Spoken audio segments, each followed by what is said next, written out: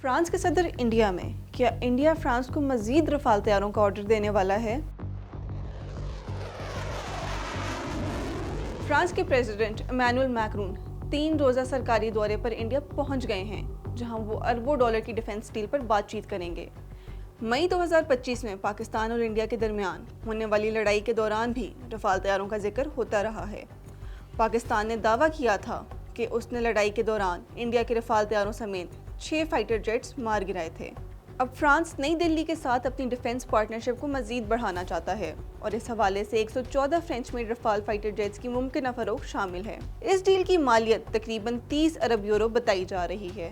India के defence secretary Rajesh Kumar ने ANI को बताया कि पहली बार रफाल जेट्स फ्रांस से बाहर तैयार किए जाएंगे। उनके मुताबिक इंडिया कोशिश कर रहा है कि 40 से 50% तैयारें इंडिया में ही तैयार किए जाएं। पेरिस के science spoke for international studies के इंडियन एक्सपर्ट ने इस डील को डील ऑफ द सेंचुरी और दो तरफा ताल्लुकात के लिए एक अहम पेशरफ्त करार दिया है।